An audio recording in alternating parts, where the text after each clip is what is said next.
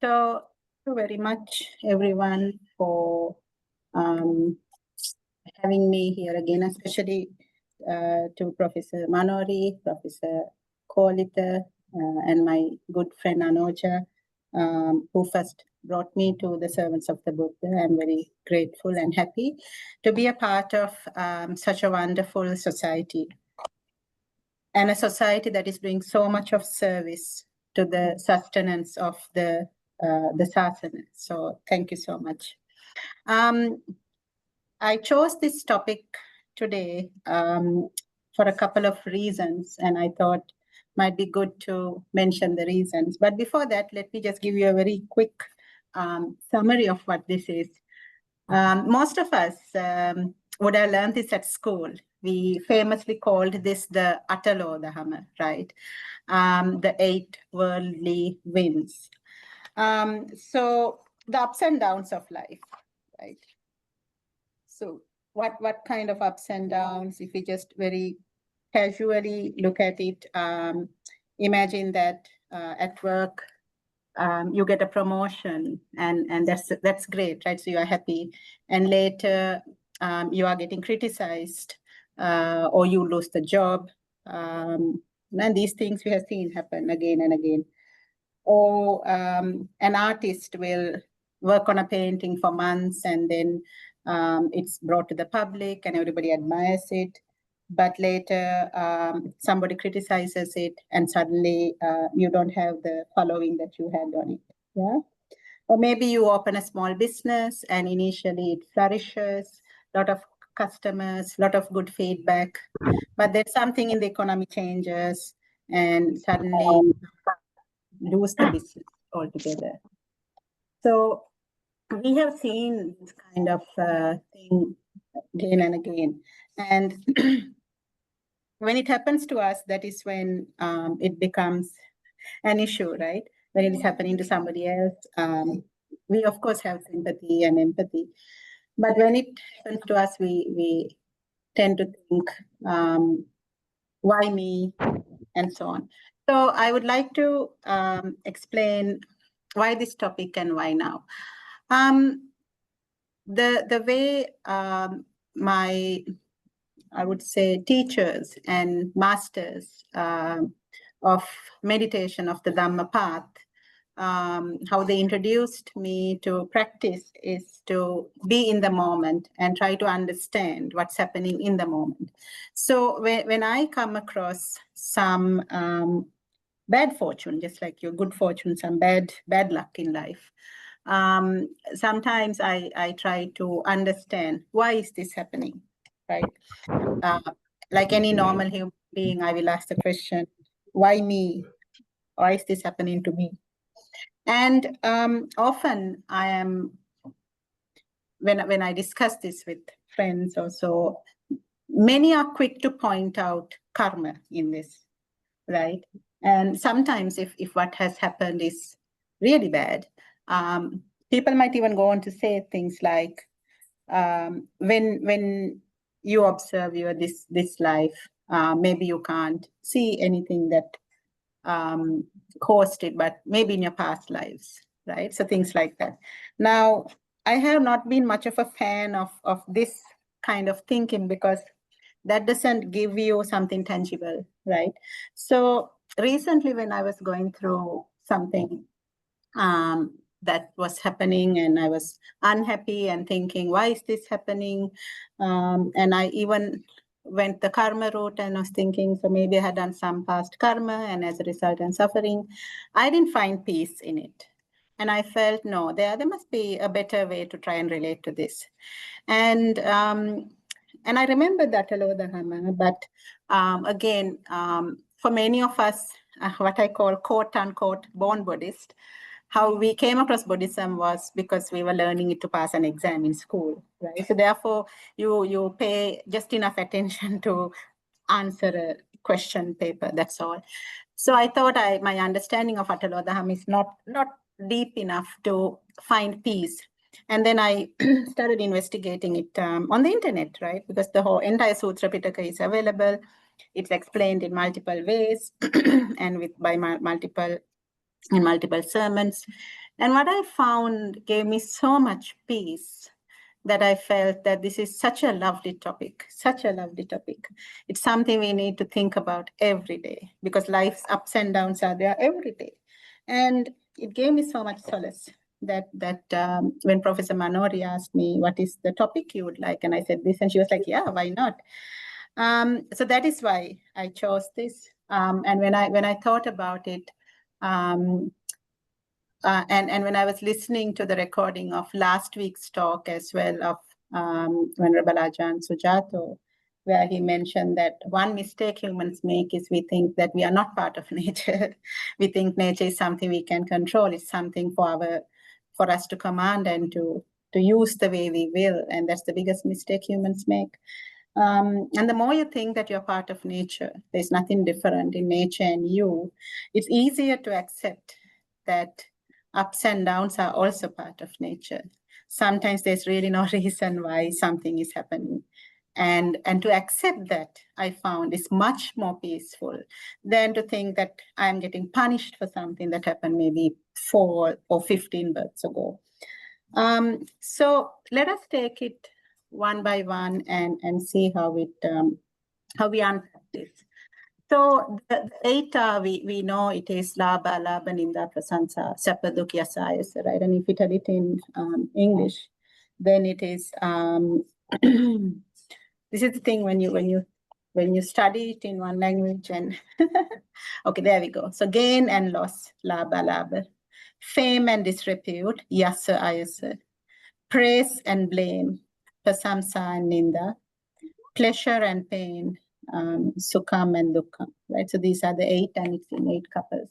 So gain and loss, and again, considering that there can be people who are hearing this for the first time, I just made these slides, right? Or just as a refresher. So materially, it can be money, property, promotion at work. Situationally, it's also things like you gaining a new friend or losing your status in a community, right? So how do we understand this even further? And there is this, this comes from the Anguttara Nikaya Lokavipatti Sutta, right? The failings of the world. So the whole Atalo Dhamma was explained by the Buddha in this sutta. But some of the stories I share here are also not things that was in that discourse, but things taken from other places as well. So one story that makes a lot of sense here is the famous story about the farmer and his horse. I do believe this is, you come across this in Ajahn Brahmansha's book, Good, Bad, Who Knows, right? So there was this farmer who once had a horse, and just one horse. And one day this horse just ran away. And then the neighbors were like, oh my God, what bad luck. And the farmer is like, I mean, good, bad, who knows, right?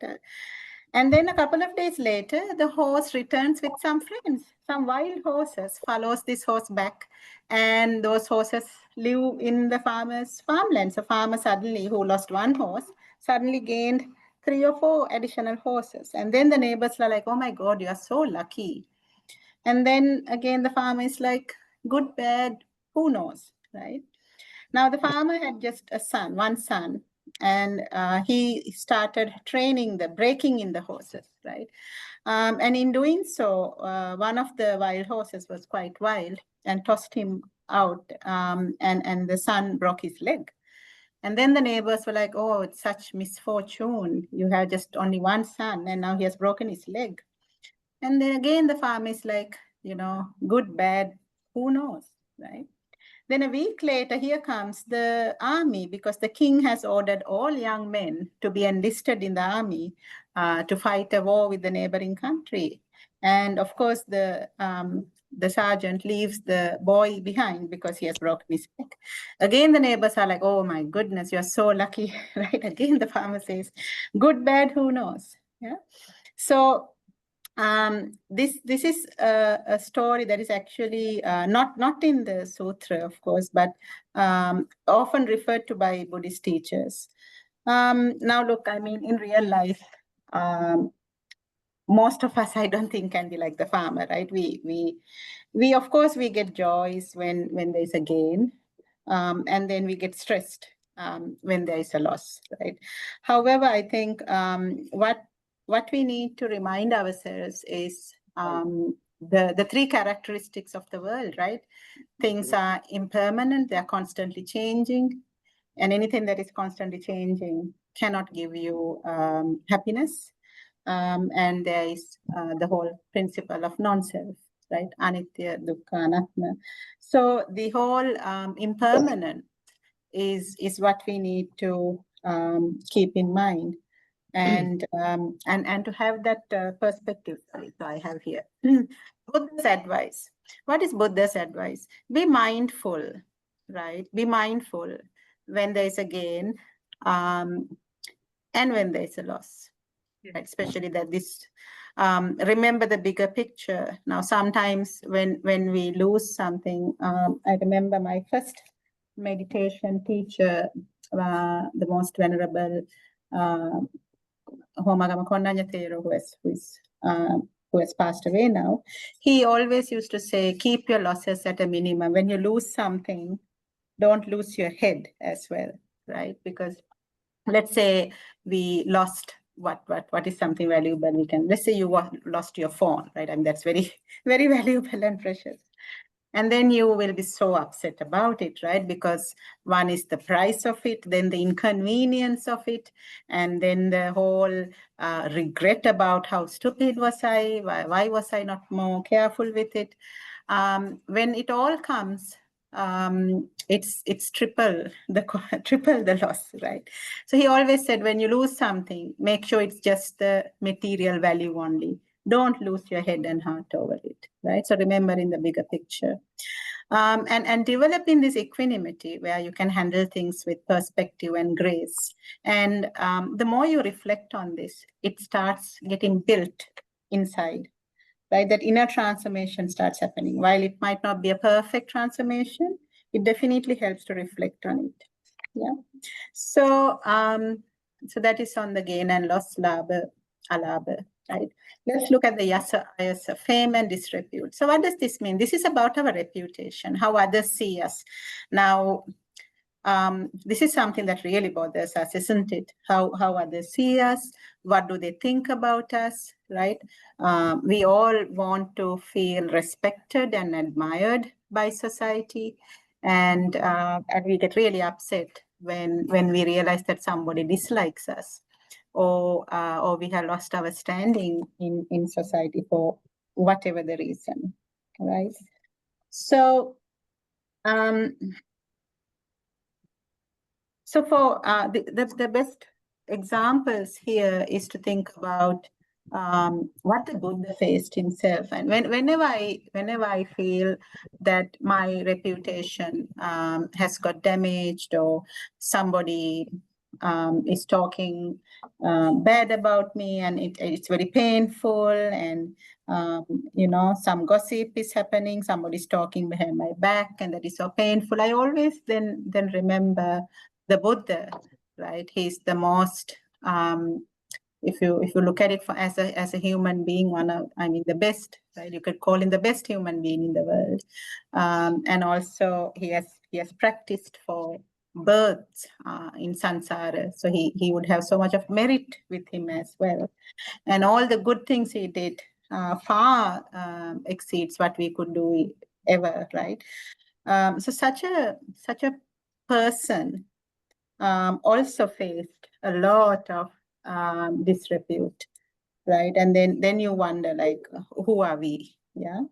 So so bless you. If you think of the Chinchimanavika, or the other places where the Buddha was so wrongly accused of the worst possible things, and how he responded to it, right? Many of us will react. So this is the difference between responding and reacting. Reacting is when it's like a knee-jerk reaction. Responding is when you are in control, you are calm and you are silent, You're graceful. And also something interesting I learned and that I try to practice is we shouldn't let others decide how we behave, right? So many a times people tell me, I am nice if others are nice to me. If others are not nice to me, they bring out the bad side of me. And I'm like, but why? Why let others decide how I show up in society, right? Why not I decide how I show up? And if I decide that I'm going to be nice and good and compassionate and kind, I can be firm also and not be a doormat, right? Then even if others are having very bad behavior, that doesn't mean I need to get upset, right? I can be compassionate. I can be empathetic and understand that, look, some people, their personalities are such, their traits are such, or their background or context is such. Some people just can't help it, right? Now, this is not excusing bad behavior, but this is simply my not getting affected by it, right? And I remember Venerable Konanja would tell me, like, if you get upset because of somebody else's bad behavior, it's almost like you are punishing yourself for somebody else's bad behavior. And why would you want to do that, right? So these things made a strong impression in me, and I know that I do try in the face of bad behavior to think that just because this person has chosen to be like this doesn't mean that I need to now reciprocate it, right? But rather, I have decided to be good, and I do not need to change that. Yeah. So what did the Buddha say? What was Buddha's advice? And this is such a beautiful thing that the Buddha said.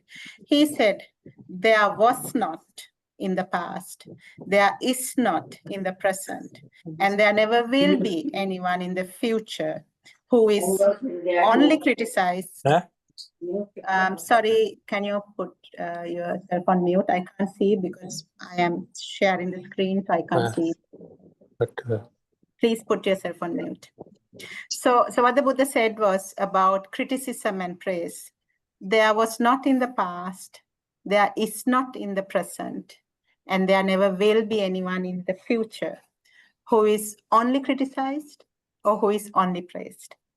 Now, this is the funny thing, right? Because for a long time, I was hoping that I will only get praise and never get criticism. And something that I have come to realize is when you think of this word avidya, or what do you call avidya? Moha, right? It is avidya or moha to want something from the universe or from life that the universe or life is not capable of giving, right? So as a child and as I was growing up, and I realized that like any other human, I really dislike criticism and I really love praise. And I used to wish for only praise. I wish I get only praise. I wish I hear only nice things about me and nobody criticizes me, nobody scolds me, and so on. And what are you doing? You're asking for trouble, right? You're asking for trouble because that is not possible. It's not possible.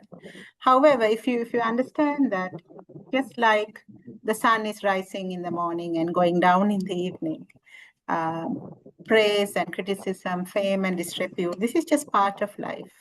Yeah. Then you learn to not get swayed. The Buddha even said that imagine in the sea there's something that keeps bobbing up and down with each wave, right? And he said the normal human being, the protection is like that. They just keep bobbing up and down with the life's ups and downs. Whereas the enlightened being, he's just calm and peaceful, and none of these things matter, right? So and when you hear praise, it's about thinking that let me not let my head swell. And when you hear things of disrepute, let me not let my heart break, right? Because we can't please everyone. And certainly I realize this even more because in my career, I started in marketing, later went on to sales, and then moved into HR, human resources. My goodness. When you move into human resources, you realize that this is so true. You cannot please everyone. No matter what good intentions you have, you really can't, right? And you definitely can't control what others think of you. And that is where you have to ground yourself and remember who you are, what your intention was. Yeah, can I request all participants to keep your mics muted, please. Yes. Keep all your mics muted, please, except during the Q&A session. Thank you, Professor Kodita. So the Buddha gave a beautiful advice. He said, be like the lotus flower. And I thought that's such a beautiful thing. The lotus flower comes from the mud, rises through the mud, right? But it doesn't contain the mud. It rises above the mud, and it's beautiful, and it's immune to that mud and all the other. And if you think of the water, it's not fresh water, it's not flowing water. It is. He's asleep now, so we need to Sarat Sirisena, please keep your mic muted. Okay, so this is the simile of the lotus flower. And I think what we need to, images can be very powerful in your head. So the next time you're going through something where you feel somebody's attacking you, or your good name is coming under false accusations or something. Now, this doesn't mean that you do nothing, right? If there's any action you need to take, if you need to make a complaint about someone, or if you need to go and speak to the person and clarify any misunderstandings, all that you need to do. But this is about the pain, the suffering you silently undergo when all of these thoughts are with you and you're feeling such a victim, having a victim mindset, like, why did this happen to me? I'm such a good person. I don't deserve this, right? And that is where you need to think about that. This is such a common thing. It belongs to the life's ups and downs. It's part of nature. Everybody has gone through it. Even the Buddha has faced it. All other famous people in the world have faced this, right? In fact, they say that the more active you are socially, more likely that you are going to get this, right? Another interesting thing that is said here is to wear mental slippers. So if you think about the disrepute, the criticisms, the slanders, all of those as thorns, to have thick mental slippers so that you can walk over them, right? The thorns are there, but you have put a layer between it so that it doesn't pierce you. It doesn't. And what are your mental slippers? So cultivating metta and karuna, because sometimes I have thought these must be really jobless people if they are going to get together and gossip and create malicious stories, and what a lot of jobless people, right? But then on the other hand, they may be seeing merit in it. They may be seeing value in it. They may be seeing justice in it, right? So who are we to pass judgment on others? But rather you let them be. Yeah, let them be in their corner and you are in your corner. So wearing these mental slippers and not having the friction is something that we can think about. Yeah. All right, so there we go. Let's talk about the lotus flower, just checking. Mental slippers. Yeah. Yes, there's another angle to this. That is, maybe there is something wrong because see, none of us are perfect, right? So maybe there is something to learn from. Maybe there's something to correct yourself. It could be a good learning opportunity also. So to have an open mind is also such an important thing. Especially when I look at my life, whenever something went wrong, whenever some ill fortune or something or the other, some negativity happened, I found that I personally grew more in such occasions. And it's so much so that you're actually thankful when you look back. You realize that most of your personal growth came from those downfalls, right? And that is if you have an open mind and try to learn from it and grow from it. So when it comes to the third set, which is praise and blame, it's quite close. It's like a close cousin to what we just now discussed. However, this is about the words, right? The verbal wins of everyday life. So this is about the compliments you receive, the positive feedback, expressions of approval, right? Versus the criticism, the scolding, the getting accused of doing wrong, and so on, right? So here, the Buddha praised a monk called Lakuntaka Baddiya. I hope I'm pronouncing this right. Lakuntaka Baddiya. Venerable Baddiya, he was called the dwarf because he was quite short. He was an arahant. He was fully enlightened. And some thoughtless people, even some of the younger monks, would tease him for his appearance. It is said that this arahant, given that he's short, some little monks would even pet him. The little monks who are taller than him would pet him on the head, like, here, nice child or something. They would mean it as a simple joke, but then they had no idea that this was a very, very venerable Thero, who is an arahant.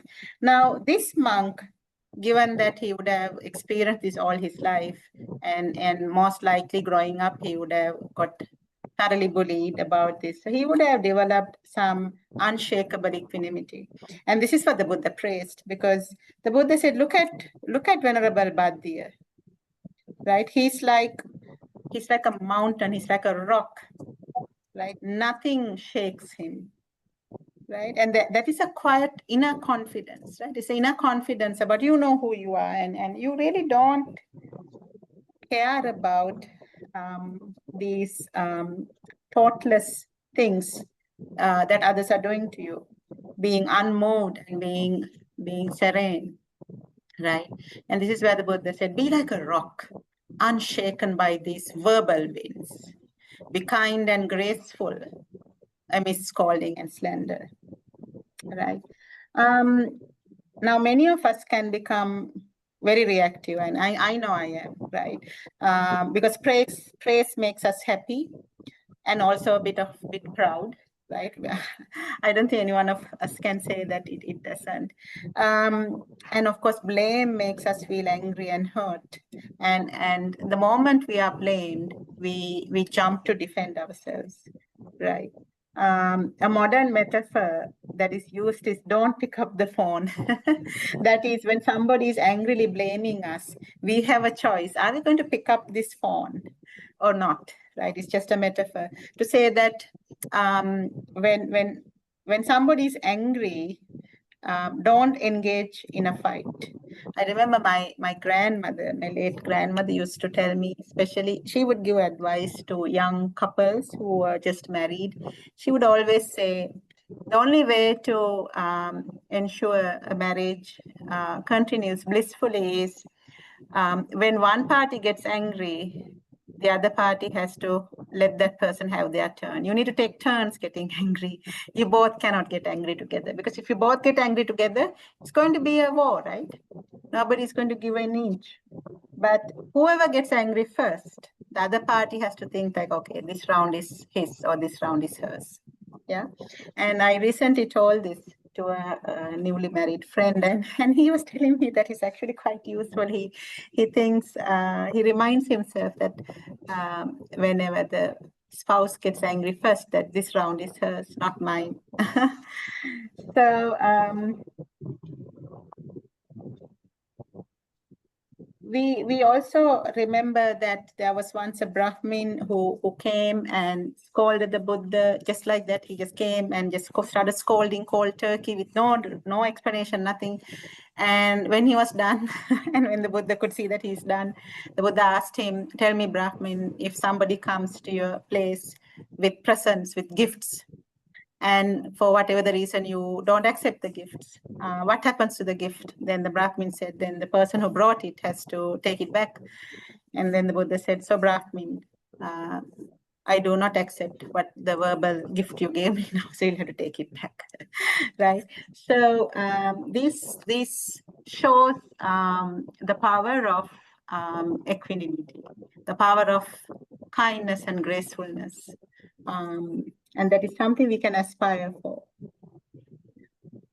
Now, practically, how do we do this? Because I'm spending more time on praise and blame because this is something that is quite common. It's very regular.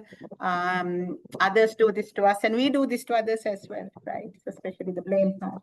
Now, how do you work with praise or blame, especially the blame part, because that is what causes you a lot of unhappiness? One is you can recall the universality of criticism, right? As the Buddha mentioned before, there was no one, there is no one, and there will never be one in the future who is only praised, only blamed, right? So it's universal. The moment, and this is also something that the Buddha mentions. He says the moment it becomes mass market, the moment it becomes universal, somehow it's more bearable. The moment you think this is happening only to me, that becomes unbearable, right? So make it universal, recall the universal side of it. The pause and breathe, right? So especially when you are receiving some harsh criticism, notice what is happening inside you.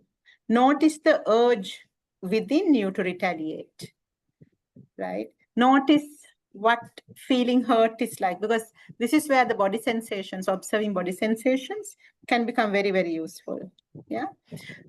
Just observe, are you getting angry? Because anger, many people experience anger as a heat spreading, or are you feeling really saddened? And saddened can be like a mental tension that goes on the side of your head. Or is there something, are you feeling a fear? Is it like a butterflies in the stomach? And take that pause before responding, right? I always tell people who ask me that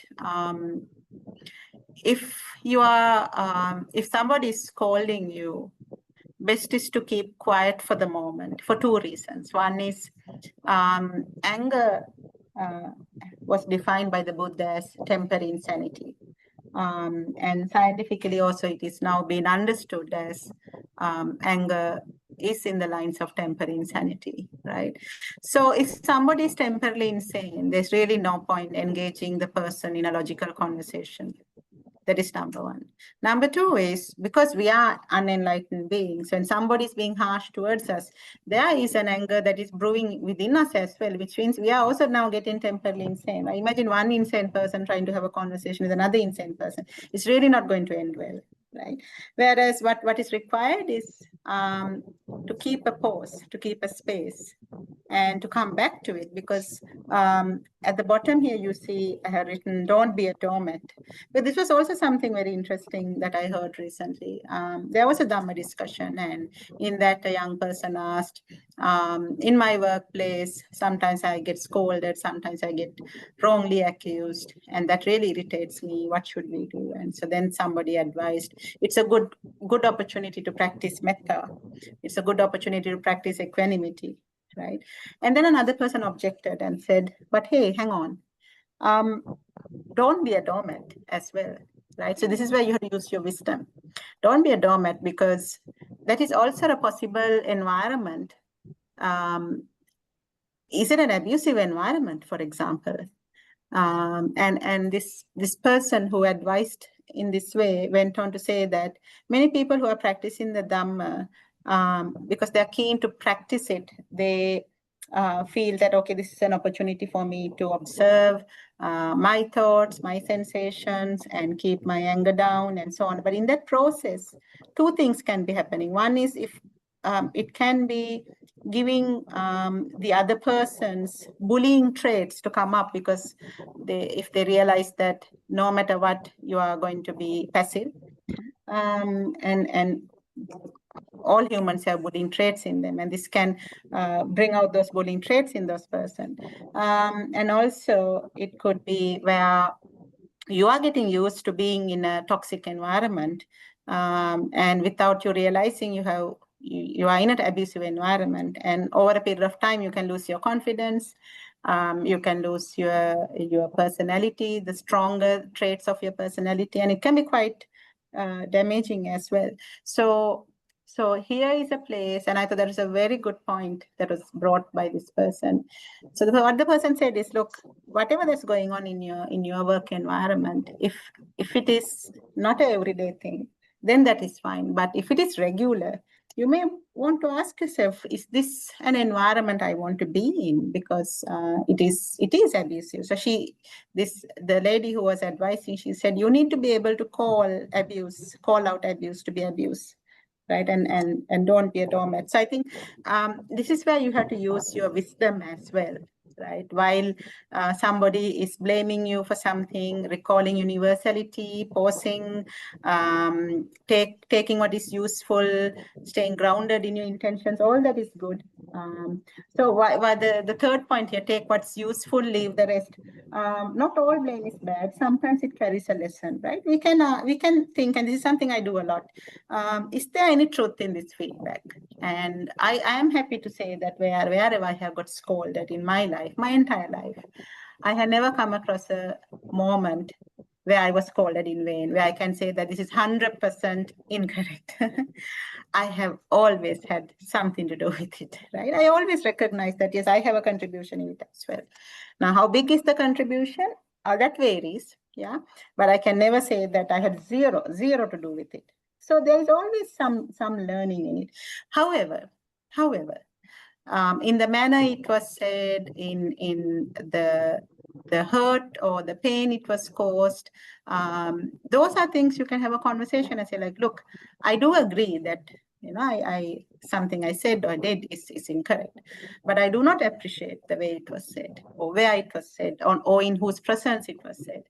And we need to talk about this, because this is not something that I'm willing to let happen again, right? So those are the places where you can learn, but you can also affirm how you want things to be going forward. Or it could be that if you feel that, you know, maybe it's time to move on, right? Whether it's a relationship or otherwise, and so on. So and stay grounded in your intention. If you know you acted with kindness, integrity, remind yourself of that when the blame happens, because none of us can foresee what's going to happen, and even the best intentions can end up being a total mess, right?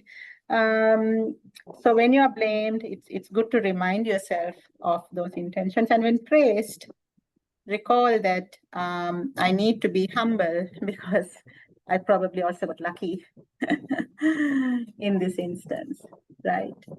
And the last is, of course, pleasure and pain. So this includes all the sensory joys, like think about a comfortable bed, delicious food, a warm shower, if that is something you like. On a hot day, it could be a cold shower. Emotional happiness, receiving good news, being with a person you love, being loved.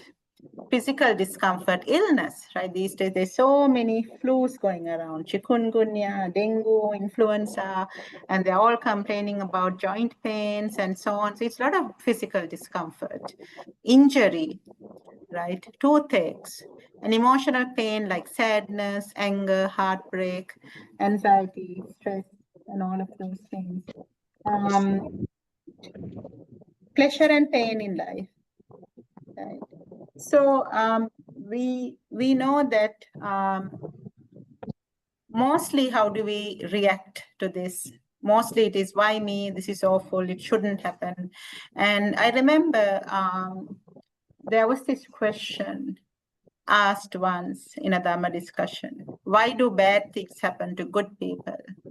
And the person who answered said that the question is wrong. The question is wrong because the question is assuming that bad things cannot happen to good people, and it is completely incorrect. If you look at nature, there's no such thing. There's no such thing as bad things, and there's no such thing as good people. Right? Things just happen, and that is nature. So I think the 8 worldly winds is also something like that. Things happen, right? Sometimes you know why it's happening. Sometimes you can understand that it could be a karma. Sometimes it's just happening. There's really no reason, but it happens, right? And how do we usually react when something pleasurable is happening? We are if you observe your thoughts, it's like, oh, I love this, oh, I want more, and if something of discomfort is happening physically or emotionally, it's like, oh, I hate this, I wish it would stop, I wish it would go away, right? So and this is what the Buddha was talking about, that we are bobbing up and down, you are getting blown with the winds, right? So to live and to understand, I'd like to talk about the Buddha's advice, which Venerable Homagama Konnan used to tell us a lot. He would say that the pain is in the body, and the suffering is in the mind. Right? Now, what does this mean? So let's say that he used to tell us this when we are sitting for more than 20 minutes in meditation. Generally, you find that sitting for 10-15 minutes is sort of manageable, but beyond 10-15 minutes, it becomes uncomfortable. Beyond 30 minutes, if you are not used to it, it can become seriously uncomfortable. And if you try to stay at 40 minutes still and without moving, it can be excruciating, right? And he would tell us that the body needs to get used to it. It's a matter of creating a habit. And as you create a habit, your body starts being comfortable with it. Now, in that process, he said this is a good opportunity to learn that the pain is in the body and the suffering is in the mind, because you will see that if you take the entire collection of the pain as 100, you can almost put a number to it. Like the physical pain in the body is about 25-30%. The rest of it is this whole mental pain, like, oh my God, oh, I just wish this doesn't hurt. Oh, I want this to go away. Oh, I want the meditation to stop now. Why isn't it stopping now? Right? Things like that. And I was quite inspired by this, and I started watching my own thoughts, and you can see that, it's a lot of crazy talk going on in your mind. And gradually, 2 things happen as you keep practicing. Number one is you get used to it. Your body starts getting used to sitting longer. And second, you start getting comfortable observing the suffering in the mind.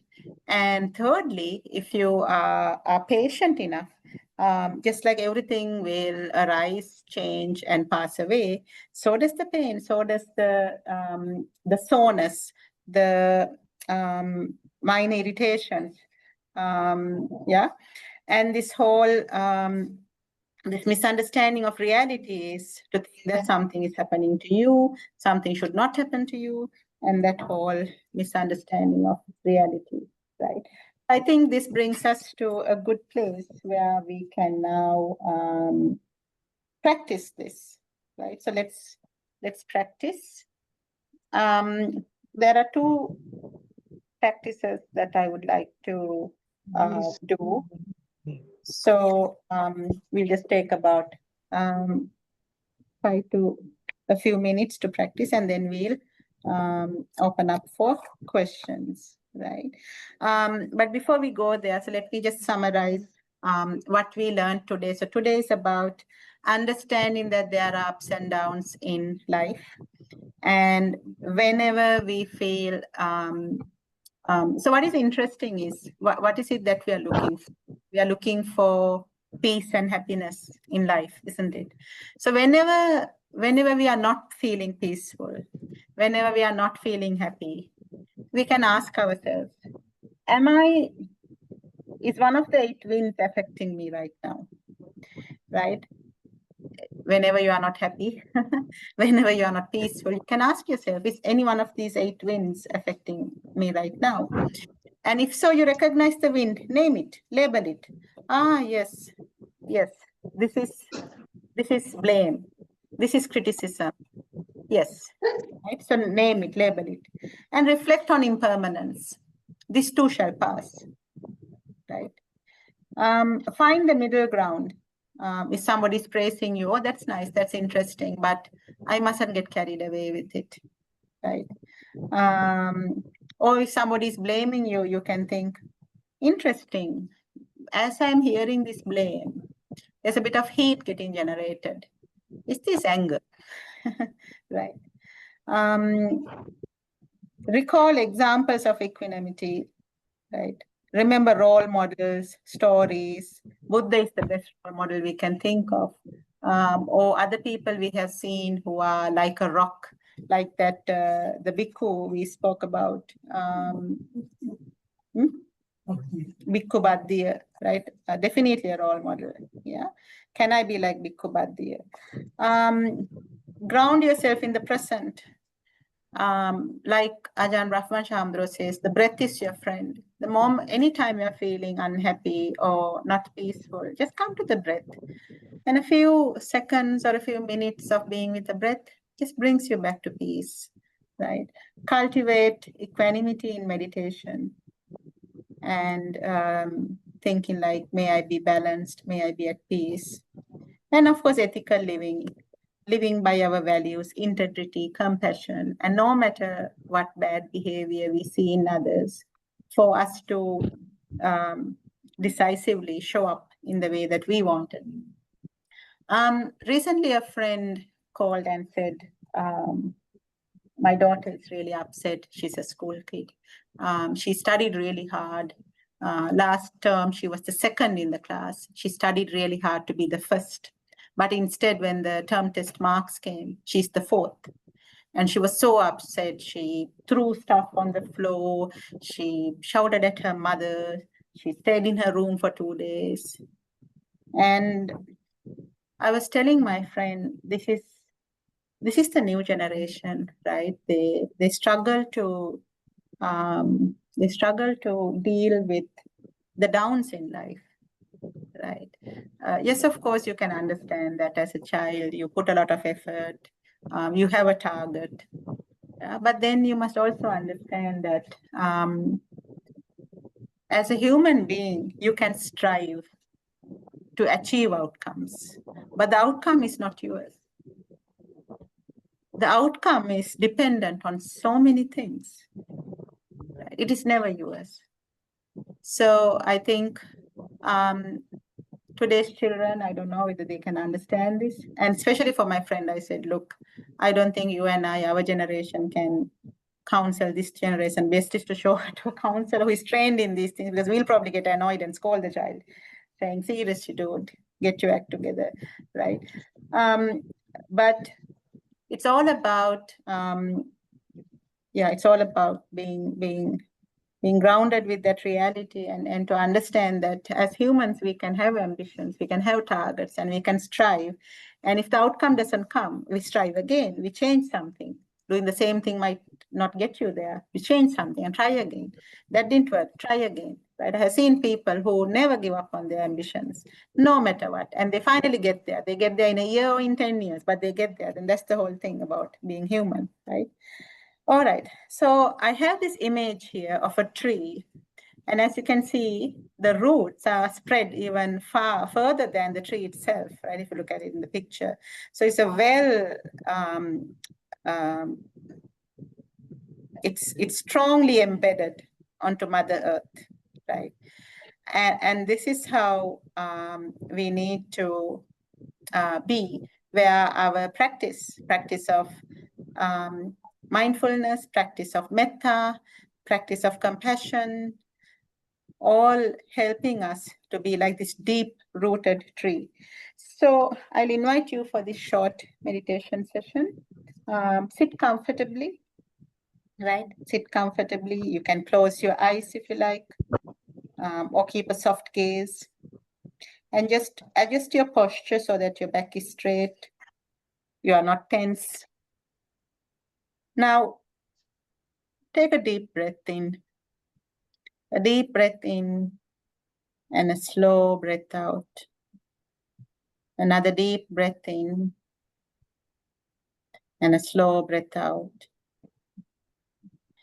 Feel the weight of your body on the seat of your chair or the cushion.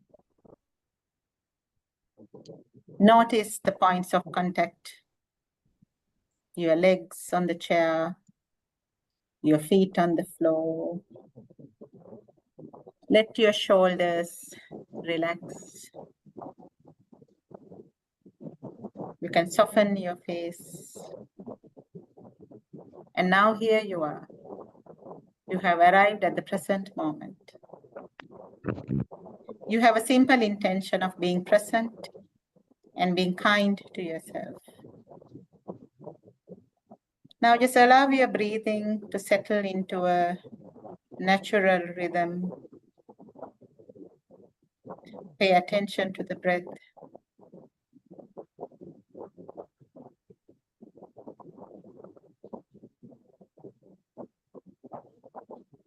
And as you settle, you might notice that your mind is calming down.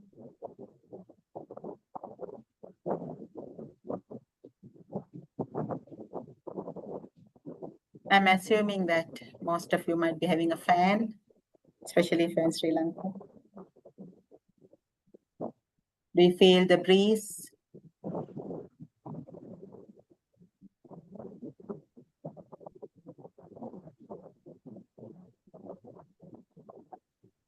Maybe you can imagine you're sitting under a tree on a breezy day, and imagine feeling the breeze on your skin.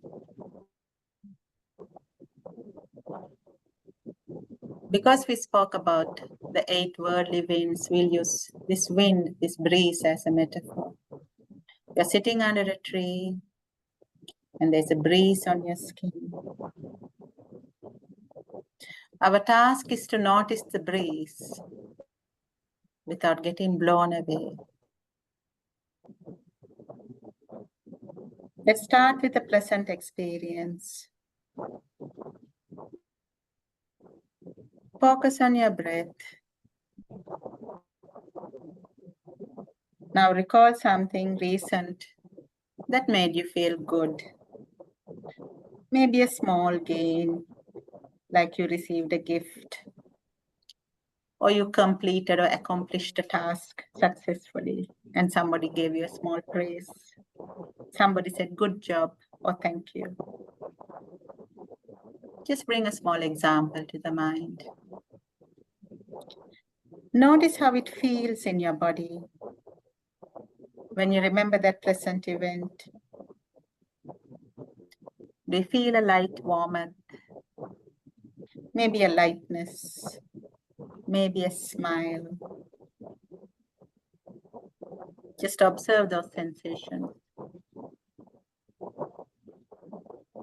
As a metaphor, we can call this a pleasant wind.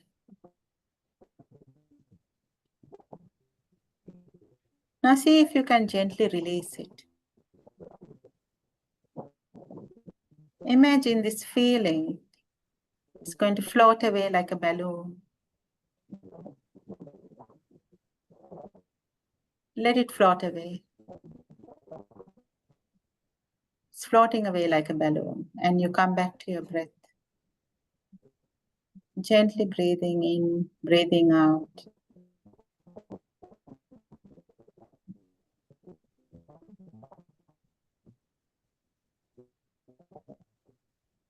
Now let's turn to some small, unpleasant experience. Nothing intense, just a minor thing that caused us a bit of discomfort. Something where you had a small disappointment, a small loss, a small failure, some mistake you did, or someone said something that hurt you. A bit of blame or criticism. As you bring that to mind, what are the feelings that arises? Maybe a tightness in the chest, a heaviness in the belly, like a bit of butterflies, a frown onto your face.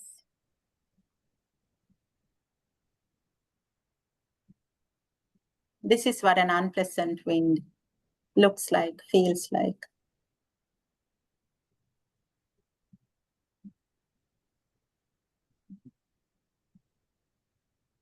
And be gentle.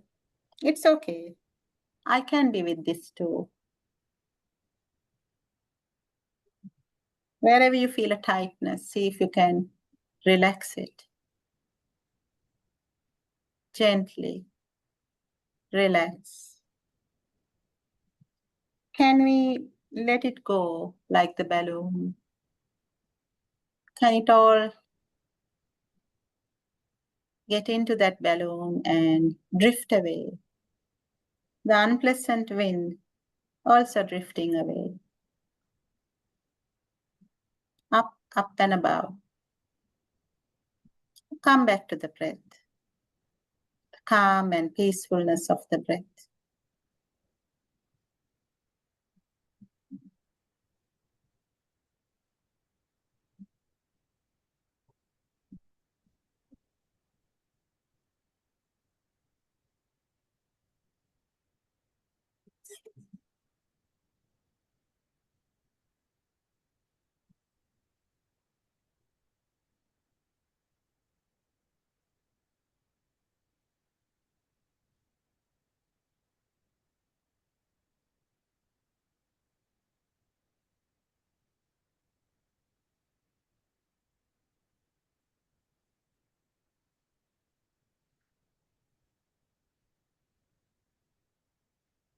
Now bring that image of the deep-rooted tree, or if you prefer a mountain, that's fine too. Something in nature that is solid, strong, stable. Imagine yourself like that. These 8 winds are going to blow. Gentle breezes of praise, fierce gusts of blame, warm winds of gain, cold winds of loss. Visualize this wind swirling around you, rustling the leaves of your tree. Notice that you can feel their presence, but you remain firmly grounded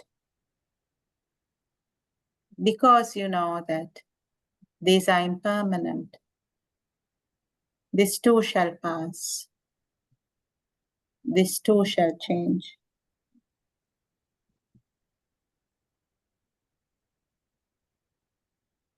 Now let us gently tell ourselves, may I be balanced and at peace. May I remain steady through gain and loss, through praise and blame, through pleasure and pain. May all beings find this balance and peace. May all beings find this balance and peace amidst life's ups and downs.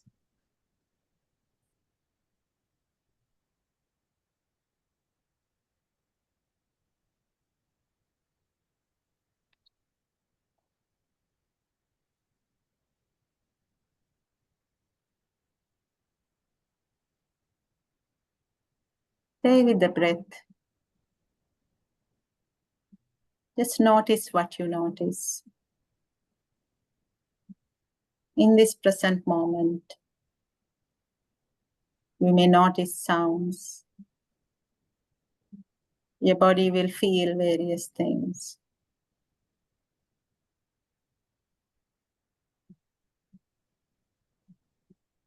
Just observe. Is it pleasant? If it is pleasant, just observe how there's an urge for it to stay on. Is it unpleasant? Just observe an urge for it to go away. Is it neutral?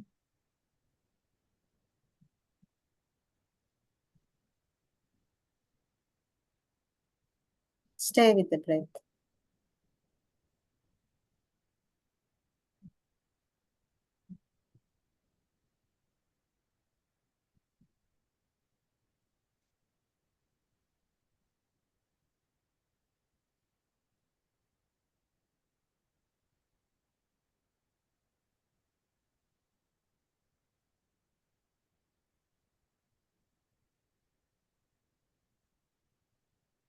Now you can gently open your eyes.